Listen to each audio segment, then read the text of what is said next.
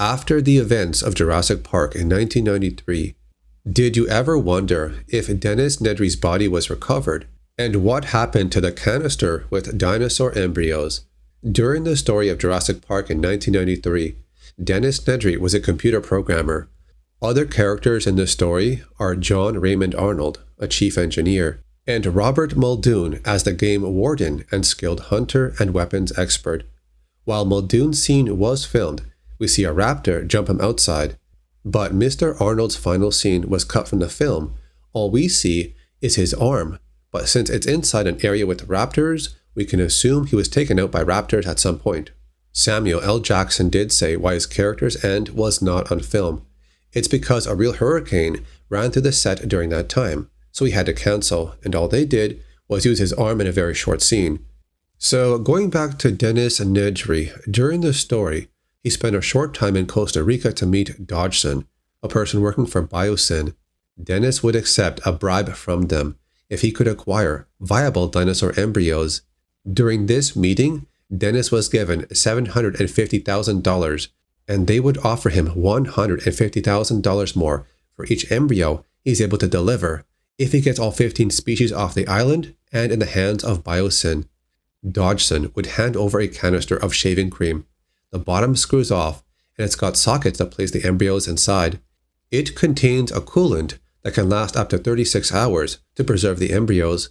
It also has an upper section of shaving cream to fool customs. Dennis was supposed to deliver the embryos to someone on the east dock of the island at 7 p.m. the next day. He had a plan already set that gave him an 18-minute window to steal the embryos, but as we know, he never made it. A report shows that Dennis built the entire security system for Jurassic Park and called it Nedry Land. There were also some heavy security checks at either end of the boat ride, but this was the man biosyn was going to try to see how reliable he is. It says that Dennis was complaining about being underappreciated and underpaid for his current job at Jurassic Park. He even mentions this in the film when he talks to Mr. Hammond, so he was willing to work with biosyn for some big money. Now going to the part when Dennis goes ahead with his plan, there's an incoming storm, so the tour has to be shut down early. So during this scene here, Dennis is talking to his contact that's going to meet him on the docks later. What we see on the computer is not really a phone call or a video call, it's just a video file that's recorded earlier and played now just for the scene, and then he plays it and says his line. Dennis plans to go to the vending machine upstairs to get something, and he tells the others the phones got debugged, but the systems are going to be compiling for about 18 to 20 minutes, and some systems might go on or off. The door security systems and the cameras go offline. That's how Nedry is able to get inside unnoticed and get the embryos. This leads to the fences all over the park starting to shut down, which is how dinosaurs get loose, right as Nedry is trying to get out. We know he took Jeep number 12, but he crashes and gets lost. Nedry's end is shown on film when he meets a Dilophosaurus. It spits venom on his face and then attacks him inside the Jeep. And during this encounter, Dennis ends up dropping the canister with the embryos, and it's shown getting covered in mud.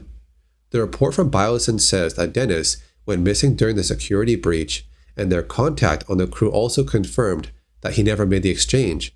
In the year 1994, the Dinosaur Protection Group would send a cleanup crew to the island. The report says that all viable embryos on Site Nublar were lost. They were also examining into an employee's potential involvement with corporate espionage. The name is blacked out, but they most likely were assuming it was Dennis Nedry, because the park veterinarian disclosed information suggesting that embryos were stolen and to be sold to competing companies. Now in the novel by Michael Crichton, there's a more graphic scene for Nedry's end. There's a section in the novel where Nedry realizes he ran out of time, and he was even considering to abandon his mission and go back to the control room, restore the computer, and somehow contact Dodgson to set up the drop at the East Dock for the following night. But if he did that, he'd have to erase all the calls because they're automatically logged, but he never made it back. The sticky liquid that the dinosaur spat on Dennis gave some type of tingly or burning feeling. It was almost like he had been touched with acid. When his eyes were covered in this foam, he tried to open his eyes, but only to realize he was now blind. Nedry would feel a searing pain, like a fiery knife in his belly. Even when he was blinded, he would reach down to touch the ragged edge of his shirt.